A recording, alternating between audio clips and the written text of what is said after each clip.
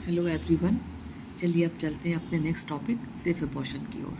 बहुत बड़ा टॉपिक है, 3-4 एपिसोड में कंप्लीट होगा, तो हर एपिसोड को अच्छे से देखिएगा और जहाँ पर कोई प्रॉब्लम हो या कुछ समझ में ना आए तो मुझे कमेंट पर लिख के पूछ सकते हैं। देखिए, माँ बनना हर महिला के लिए बहुत सौभाग्य की बात है, लेकिन अक्सर ये देखा जाता है कई बार जो मैरिड कपल्स होते हैं वो भी इसके लिए मेंटली तैयार नहीं होते हैं।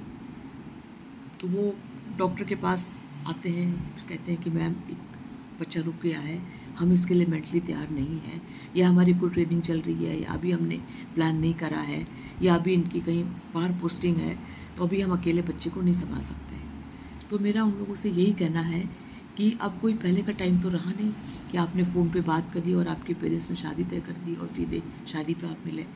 अब तो टाइम बहुत चेंज हो गया है। अब तो बच्चे बातें आपस में करते हैं, दूसरे से मिलते हैं, अपने फ्यूचर की प्लानिंग करते हैं। तो अपने जब फ्यूचर की प्लानिंग करते हो तो इसकी प्लानिंग भी तो कर सकते हो। ये भी तो एक बहुत बड़ा मुद्दा है शादी के बाद का।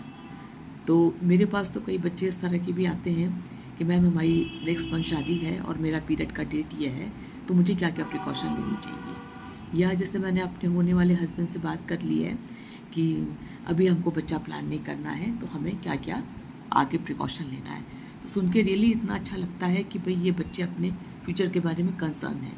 देखिए, इन सब चीज़ों के लिए तो डॉक्टर आपकी है ही है ना। हम तो आपके लिए बैठे ही बैठे हैं, आप हमारे पास आओ तो सही। आप तो गूगल में सर्च करते हो, अपने फ्रेंड से पूछते हो, या आधी अधूरी जानकारी लेते हो। तो जो नहीं पता होता है उसे कम से कम अपने डॉक्टर से मिल के एक बार बात तो कर लो। तो ऐसा नहीं है, मुझे लगता है कि हर डॉक्टर इसके बारे में आपको सही जानकारी दे देगी, लेकिन आप डॉक्टर के पास जाना चाहिए। और ज़रूरी नहीं कि एक बार में आपको साथ में रहने पर प्रेगनेंसी हो ही जाए। पूरे मेंस्ट्रुअल साइकिल में कुछ सेफ पीरियड्स होते हैं, कुछ अनसेफ पीरियड्स होते हैं। जो ओवुलेशन का टाइम होता है उसको हम लोग अनसेफ पीरियड्स कहते हैं। अनसेफ पीरियड इसलिए कि उस समय आपका एग बनता है, और अगर आप साथ में बिना किसी प्रिकॉशन के रहते हो तो आपको बच्चा रुक सकता है। लेकिन ओवुलेशन का टाइम बहुत कम देर का होता है, 48 आवर्स का। तो 48 आवर्स को या तो आप स्किप कर ले जाओ या फिर आप कुछ प्रिकॉशन ले लो, तो ये उम्मीद है कि बच्चा नहीं रुकेगा।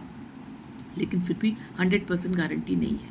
थोड़ा दिन हम लोग आगे पीछे उसमें ऐड कर लेते हैं, उस टाइम को थोड़ा और बड़ा कर लेते हैं। तो उस टाइम पे हम लोग जिनको प्लान करना है साथ में रहने को बोलते हैं, जिनको नहीं प्लान करना है उसको स्किप करने को बोलते हैं। लेकिन कभी इसके बाद भी अगर बच्चा रुक जाता है तो उसके लिए अलग तरीका है। आजकल अबॉर्शन के बहुत सारे मेथड्स हैं और बहुत सेफ़ हैं। तो आपको वो आपकी डॉक्टर ही बताएगी, लेकिन आपको अपने आप कोई दवा नहीं खानी है, सीधे डॉक्टर से जाके मिलना है। अबॉर्शन के लिए भी कुछ कुछ टाइम होता है, कितने टाइम तक आप दवा ले सकते हो और कितने टाइम तक आप अबॉर्शन करा सकते हो। तो इसके लिए जो नेक्स्ट वाला एपिसोड है वो देखिएगा। फ़िलहाल अभी इतना ही। Thank you.